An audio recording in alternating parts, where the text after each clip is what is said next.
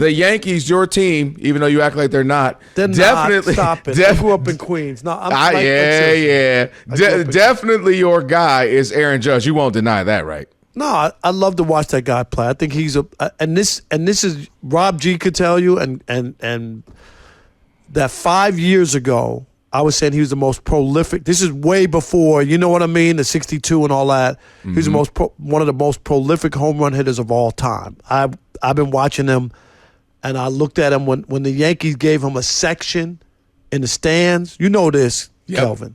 The Yankees have never done that for any individual. It's about the Yankees. It's not about Aaron Judge or anybody else.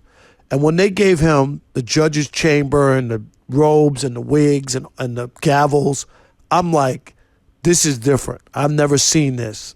And I looked at this guy. He's unbelievable. He is unbelievable.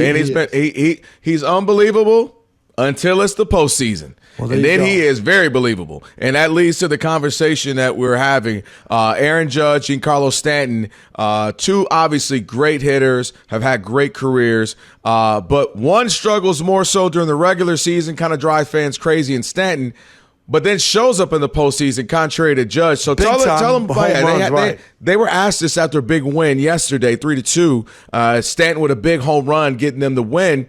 And they were asked, hey, what's it like? What's the difference between postseason? Why is Stanton able to do it? And they had two different answers. Yes, let's start with Aaron Judge first. That's just Big G. I think that's what he does in general every season he plays. I don't think the postseason or season's any different. He just comes up with big hits when we need him.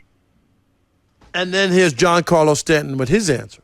The weight of the moment. I mean, it's every pitch can be the deciding factor of your season. So every out, every pitch is accumulate of the 6-7 years of preparation for this. So you can't shy away from that. You have to understand that and embrace it and quiet it and get it done. Kelvin, what do you make of this? Is that because there's a mental part of the game that goes with it, not just physical? Everybody's talented. If you're playing in the big leagues, you know what I mean? There are 800 jobs. Everybody's good. Everybody's good. I think so. This is a great conversation because as guys who cover it, the sports, as guys who love sports, you and I. And guess who just got a double? Stanton just got a double. And what did Judge do in his first at bat? He into a double play. So I'm just trying to give you the perfect timing, right? Yes. The timing gods, they favor us, my brother. Yes. I think I bring up all sports because you and I have been covering it. You watch it. We're fans. And it is always maddening kind of what guy, you name the sport, who just has this issue in the postseason versus in other guys. And we've argued about this person I'm going to use as an example, but I think you'll get where I'm going with this. Eli Manning is nowhere near his brother Peyton Manning, and nobody debates that. But I think there's a carefreeness that he had when he go into the postseason, like almost as if like, hey, I'm preparing, I did my job, I've worked hard, but I'm just letting it hang. I'm just letting him hang, you know? And I feel like Peyton Manning, everything has to be perfect. This is how it's supposed to be. I planned it out, meticulously, and this is it. And when things get thrown off a schedule, it threw him off, and we'd always kind of go, well, that's not the Peyton Manning we've seen in the regular season. And I wonder if Giancarlo is just kind of like, look, man, I'm ready for it. I've done the prep work. I'm letting it hang. Here we go. And then, Aaron Judge is starting to freak out. Like, this isn't how it was earlier. This is not the way it was. I usually swing like this. In this moment, I do this. And it just kind of throwing him off a little bit. And is it the same thing happening to Mookie? Is it the same thing happening? Because we saw Mookie Betts is so good. For him to go 0 for 22 is shocking. Yeah, it just wasn't right. Last year, him and Freddie Freeman had one hit between. One hit.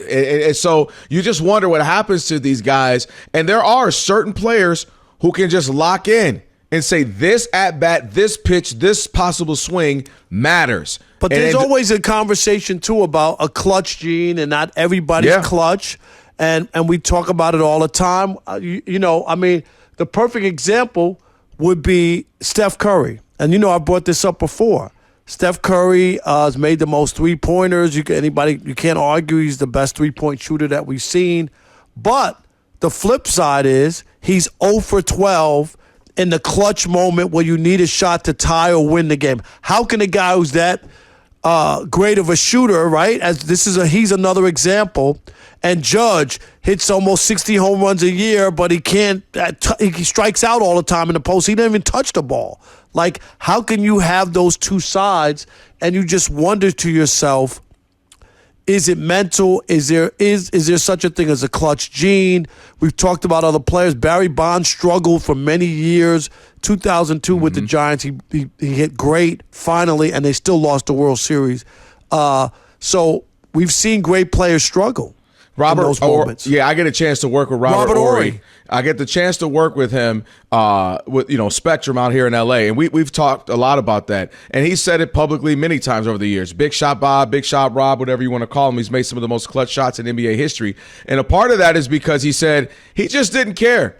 He just didn't care. He just shot the ball. I know it's a game-winning shot to you guys, but, man, I'm just shooting the ball. My team needs me to make it. I'm going to shoot it and try to make it. And he said that approach eased it for him. He didn't put a lot of pressure on himself. He said, I just shot it. Hey, and I've been here before, and I let the chips fall where they may, and it kept him at ease when he shot that ball. So there is something to it. Let's carry this conversation over. What do you all make of kind of the two different responses from these two big hitters, and Aaron Judge, Giancarlo Stanton for the Yankees? 877-99 on Fox. Go ahead, 877 99 on Fox. Reach out to us. We'll get your thoughts on those. Somebody wants to chime in, and if you do want to join the conversation, hit us up, 877-99 on Fox. Let's kick it off, though, Kelvin, with Stanley in Maryland. You're on the Odd Couple, Fox Sports Radio. What's up? How you doing, Stanley? Mr. Parker, Mr. Kelvin? How you doing? We're doing well. great, buddy. How are you? I'm good. Hey, I'm definitely good right now because I'm a lifelong New York Mets fan, and we took care of the Philadelphia Filthies. Not the Yeah. Hey, I already know people. Yes, the Met fans are in their glory. We know that Rich Davis, who does Covino and Rich, is he is going lifelong crazy. Mets fan, and he's going crazy. Right, and I also want to say this before I get to the topic of Giancarlo Stanton and Judge. I'm predicting right now a second round of a Subway Series because we owe them damn Yankees something. Okay. From 2000, huh? Right. So back on to the subject at hand. I think the difference. What I heard, I'm not saying that Stanton is putting Judge under the bus, but he's personally speaking about, hey, when it's time for the moment, you got to step up. And basically, what I'm saying is, Stanton steps up to those moments, and Judge just don't. I just keep it as simple as that. KISS, keep it simple, stupid, like we say in the Marine Corps. Right. But I just wonder, like maybe it just takes Kelvin. Thanks for the call, too, there. Appreciate it, Stanley. We appreciate that. Yep, Stanley. But it can turn around. I mean, Judge is struggling now. Does that mean he can't hit a big home run in the next series? If the Yankees No, I mean, we're looking at it in real time with Mookie. Mookie's turned it around. If he didn't get robbed for one, he has 3 straight home runs. Exactly. He would have had 3, and that was coming off the 0 for 22 or during the 0 for 22 slump. And he had scuffling. And who knows, Mookie might be the big man tomorrow and actually lead the comeback and win Game 5 and put them in to the NLCS, So it can turn around, and that's why you can't totally write people off, and say, well, he can never – he's not good in the postseason or he never can get it done or whatever.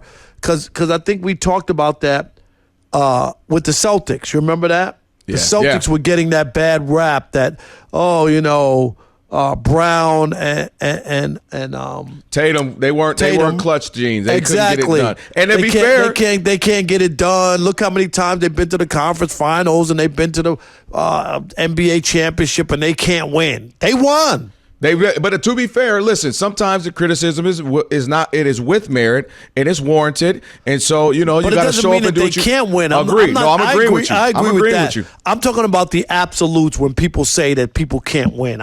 Aaron Judge has all the opportunity to change the narrative, to shut everybody up, and he has the chances to do that. You want to go to Robert in Indiana? Let's do it. Robert, you're on the Odd Couple Fox Sports Radio. What's up, Robert? Hey, man, I'm glad you took my call. I just want to mention, yes. Let's keep that analogy with baseball. The greatest player during stretch time, during playoff time.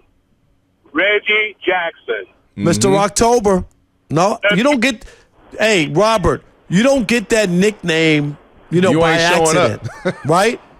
There you go. So we don't have to use Steph Curry as an example. You got your Mr. Clutch right there. No, without a doubt. And Reggie, like, for people, young people listening to the show, just go look up Reggie Jackson or go, Robert, like, they should look at the 1977 World Series where Reggie Jackson hit 3 consecutive home runs on 3 consecutive pitches against 3 different pitchers. Do you hear what I said? No, that's absolutely ridiculous. That is that is Robert, ridiculous. right? Is that the biggest feat you ever saw? 3 pitches. I witnessed that. I seen that. But don't forget that he was Mr. Clutch with the Oakland A's. Oh, yeah, they won 3 World Series in a row with Reggie Jackson. Right. No, without a doubt. I mean, listen, Robert, thank you for the call. The name says it all right there. You know what I mean? And credit to Derek Jeter, who some people like to say, he wasn't as talented as this person, wasn't as talented as that person. All we know is when it was time to make a play, Derek Jeter made a play. And so that's where you get these names. That's where you get the lure and the mystique around you. Let's squeeze one more in. Thanks for the call, Robert. Thanks, Appreciate Robert. it. Yep, Jim in California, you're on the Odd Couple Fox Sports Radio. What you got, Jim?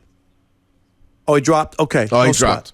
Either way, but that's the point, man. And you know what interesting thing about situations, Rob, before we break here, is that one of the things I've learned, they say is when you get those first couple of opportunities to make a difference, to make a change, to be clutch, and you don't, those things stick with you for the rest of your career. Even if the narrative changes and you are clutch, people like to always say, oh, that person ain't clutch. Or the opposite. If you get a few chances to be clutch and you show up, then all of a sudden that's just you permanently, even if you miss those chances next time. Our brain just does that. The first few times we get to see you, those first few perceptions, that's how we stick with you. So Aaron Judge is he's running out of time. This is the season to really get it done. Well, this postseason. Especially since the Yankees haven't won since he's been there, and they haven't been to the World Series since 2009.